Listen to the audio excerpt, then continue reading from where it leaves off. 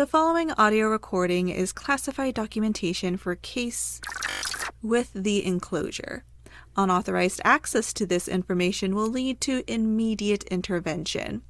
Progress further if proper clearance has been given. It's like 2 o'clock in the morning and I cannot sleep, so I thought I'd just get up and record. Grove is asleep over on the couch, so at least I'm not alone, but it's been a weird night. Work has been stressful. Therapy hasn't been helpful, even though it should be. Trying to maintain personal relationships, even though I have no idea what I should and shouldn't trust people with, has been...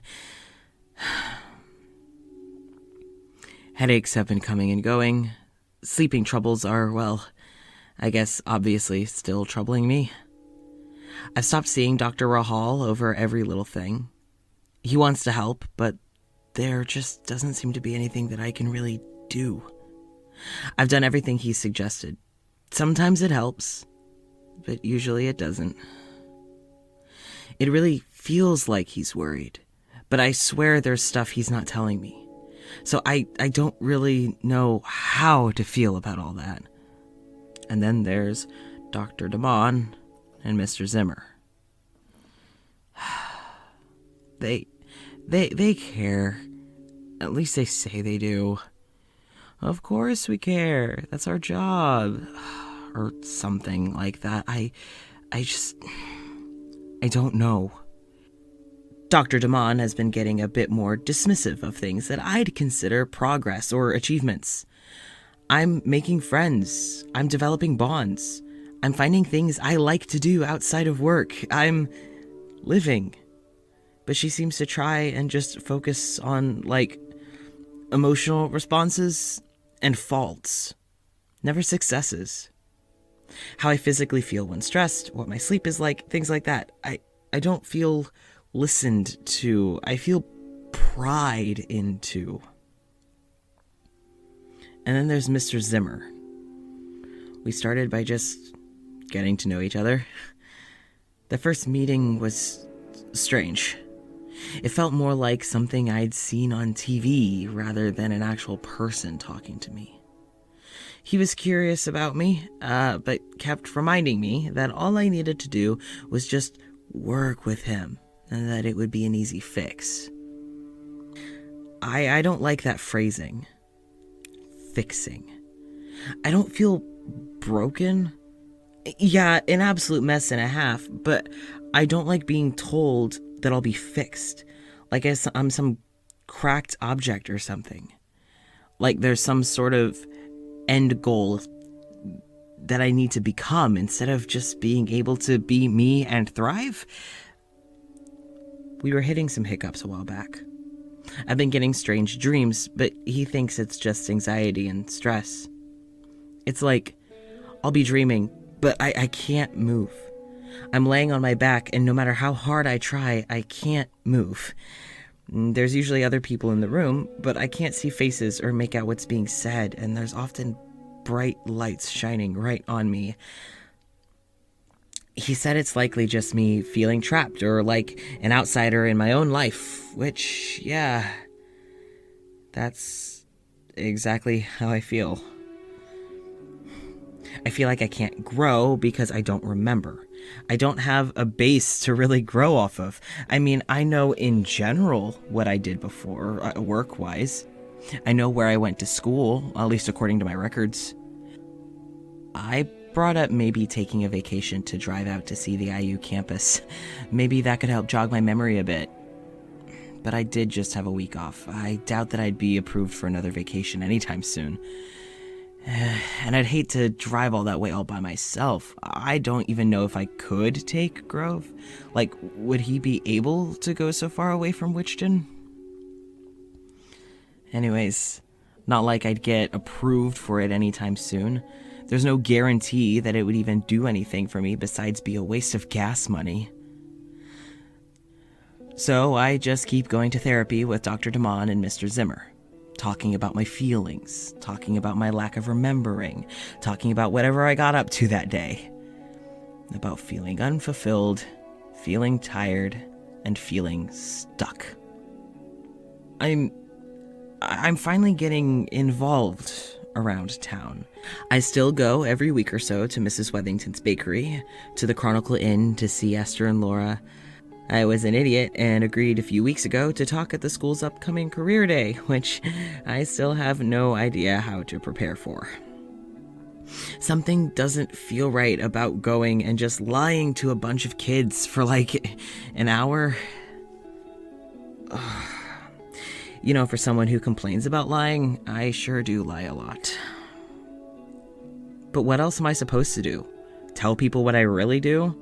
Tell Holly and Darius the truth about, well, that I can't die? That I've got no memories from before 2 years ago? That I don't know who or what I even am? I'm a scientist at the enclosure, yeah, but sometimes it's just easier to lie. I've tried to play it off like I do it because I have to, but maybe I do it because it's easier. It's easier to spit out a lie on the spot and not have to have heavy conversations than to sit someone down and tell them the truth. And of course, telling the truth would ideally involve someone believing the truth. Ideally. My truth's a bit hard to believe. Mr. Zimmer asked if I even really want to let people in, or if I just want people around. He asked it with that smile of his, the one that doesn't reach his eyes in the way that it should. He asked if maybe, just maybe, I don't really care about the close relationships, and I just want to mirror what I see around me. He said that if I really want people around and to have those close connections, that I'd just open up. Why aren't I? What's so hard about opening up? Like, am I wrong in thinking that it's kind of a big deal to just tell the whole truth to people like Holly and Darius? Hell, even Jamie and Milo. Milo knows more. They learned a bit about my ability and lack of memory back when we were lab partners. Jamie knows a bit about my amnesia, but she doesn't know the whole I don't stay dead thing. That's sort of kept on a need-to-know basis at work. Now, I just have no idea if my friendships even matter because there's so many lies and secrets. But it's not all fake. I have real memories with these people. Real laughs, real talks, real moments of shared silence, us teaching each other things. Things that are in real friendships. I want friends. I'd like friends that I don't have to keep so much from, but what other choice do I have, huh?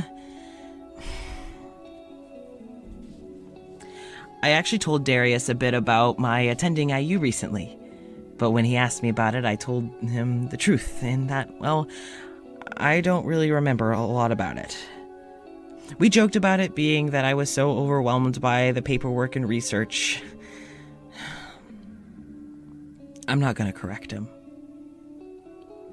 I talked to my therapist a bit about trying to navigate friendships and whatnot when I really have no idea who I am.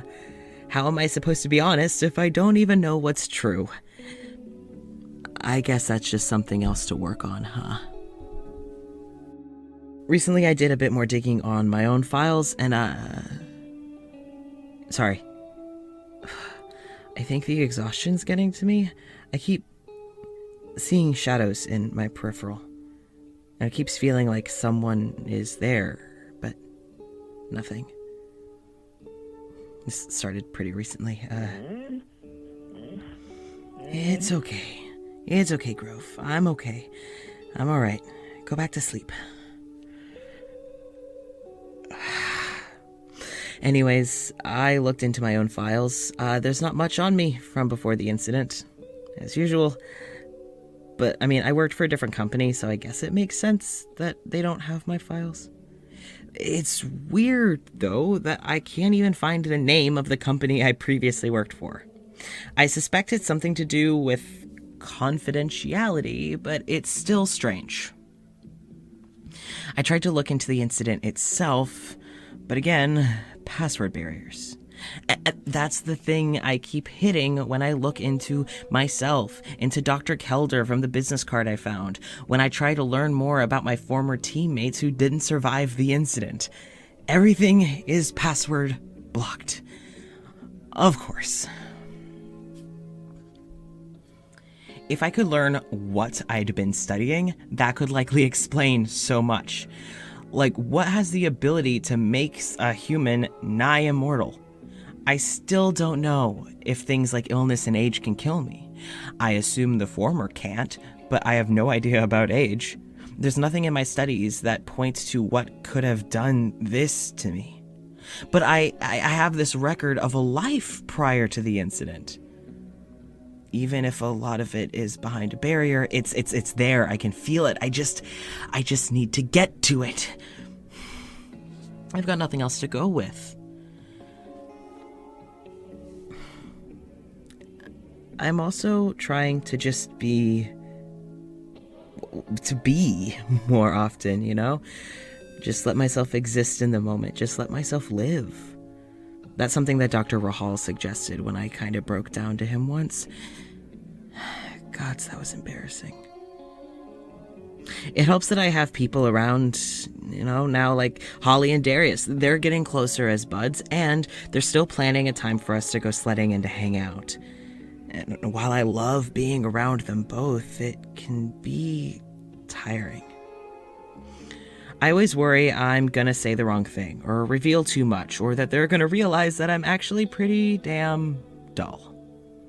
At least I think I am. Like, am I a good friend? Am I a good person? I'm involved in a job that does more harm than good, in my opinion, but I can't leave. What else would I do? Who would I turn to? I am nothing outside of the enclosure, and people don't just quit working at the enclosure. I lie. I'm bitter. I don't know what I'm doing in half of my interactions, if not more than half, and no one's come looking for me. No one from my past has ever reached out. No former colleagues, no former friends, no family, no partners, nothing, no one. So, like, was I a shit friend? Did I have friends? Was I a bad worker? Is that why I was transferred to the enclosure? But if so, why was I put on such a high-profile case situation that is now password protected? I mean, I guess the idea of romance is nice, I guess. It looks fun. I'd like to have someone to be close to, but I have no idea if I've ever been romantically involved. Holly literally asked me about that recently. They asked if I had someone special, which I had to ask them to elaborate what they meant because I consider them special. But they meant if I had anyone romantically dear to me. I said no, because I'm not dating anyone or anything, and I really don't know what that would even entail outside of the title and what I've seen in movies the last few years. And the movies that Holly's shown me, even to me, obviously, have been poor representation of healthy romance. They asked if I've ever dated. I told them no. I told them I've always been too busy and that the right person just hasn't come around yet. Whatever the hell that's supposed to mean. They said it's okay if I don't have interest in dating, but that's not it. Again, the idea is appealing in theory, but I've got a lot going on right now. I don't think that I'm in a place to even consider it. I wouldn't be a good romantic partner. I'm struggling to keep my friendships going well. But I see it everywhere, though. Esther and Laura are like the golden couple in town. Everyone loves them. Some of Darius's friends are dating. Holly and Jamie both often gush about cute people, but I don't understand. And am I just wishing for what I see around me is Mr. Zimmer to mirror. I don't want to talk about it anymore. My birthday's coming up in a few weeks. Darius asked a while ago when my birthday was, and actually seems to have remembered, which never happens. People usually forget my birthday. He also remembered that I don't like surprises, so he asked permission to throw me a little something after I told him I haven't celebrated in ages. So he's planning a little thing for next month. He told me that it'll just be a little get-together, nothing huge, a few friends, food, the usual. But he does want to surprise me with what he's exactly planning to do. As long as I know a party's coming and it's small, it's okay. I can emotionally prepare for it enough, I'm sure. And I trust Darius to not blow it too out of proportion. He seems to understand my energy levels enough to make a safe guess. I don't even know what else to talk about. I just can't sleep, and I find comfort in recording. My sleep schedule's been worse lately. I agree with Dr. Rahal. Stress. I've been stressed. Very stressed. Working with Dr. Damon and Mr. Zimmer is stirring up a lot of feelings, but Dr. Damon assured me that that's part of the process. You have to open old wounds or scratch beyond the surface to get to what really needs to be worked on. At least when she smiles, it reaches her eyes more. But she doesn't often smile as much. I don't blame her. I feel like nowadays, neither of us really want to be doing these therapy sessions. I can't find another therapist. I'm stuck with what I got, so I'm gonna make it work. As Mr. Zimmer said, it'll be easier if I work with them. Even if that's what I've been doing since I started seeing them, I'll just keep working on working with them. Eventually, something's gotta give. Just another shadow.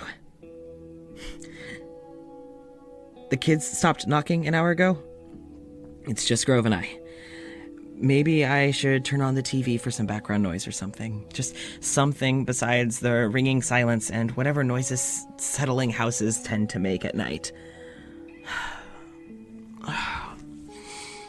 I'm so tired. But my brain won't shut off for me to sleep, and I keep having nightmares when I do. Sleep used to be so appealing, and now I hate it. I hate these constant appointments and struggling to sleep. I hate all of these assignments that don't quite fit my job description. I hate struggling to always know what to say and when to say it, and I lost all memory of my formative years in social development, so I miss so many cues that others view as obvious, but I don't know, and I can't remember. Dr. Damon said for me to give myself a little bit of patience with that, but she said that a while ago, and we really haven't delved into that topic recently, so I don't even know if she still has patience for that anymore.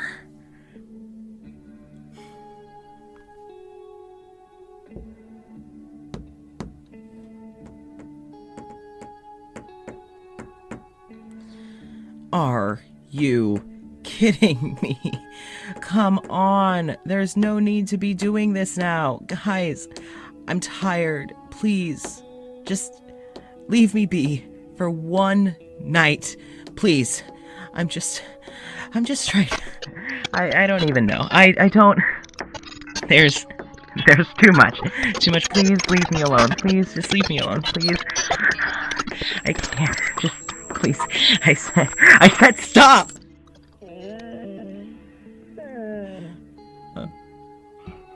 I'm sorry. I'm sorry, buddy. I'm sorry. Come here. Thank you. I'm gonna watch some TV. Maybe have a snack. That'll help. I could try a shower. I'd think about walking Grove if those black-eyed children weren't probably right outside. This is my house. Can I just have a little peace and quiet? I just want some time to rest. In my house. Snack, TV, shower. Then I'll try and sleep again. This is Dr. Jared Hell, signing off.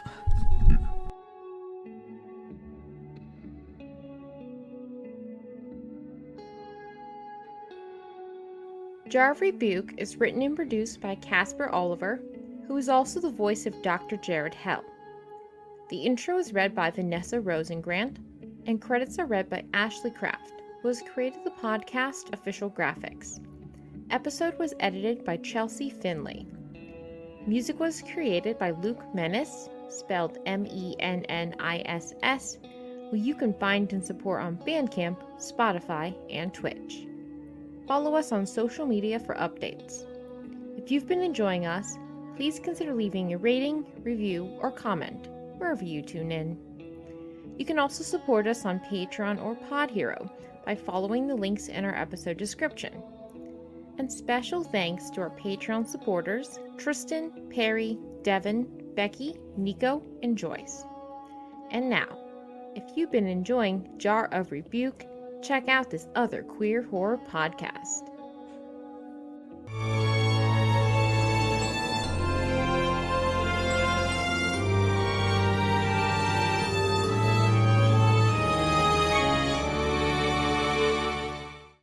Do you like stories so scary that you can't sleep for 3 days? Do you like exploring the supernatural? Do you like spooky bitches? If you answered yes to any of these questions, we've got the podcast for you. Haunt Her, I Barely Know Her. hosted by me, Zoe Knowlton. And me, Katie Groves. Together we take turns trying to scare the bejesus out of each other. But it's probably just going to be me that gets scared, to be honest. Check us out at our website for more information at www.haunther.ibarelyknowher.com. Stay spooky, my friends.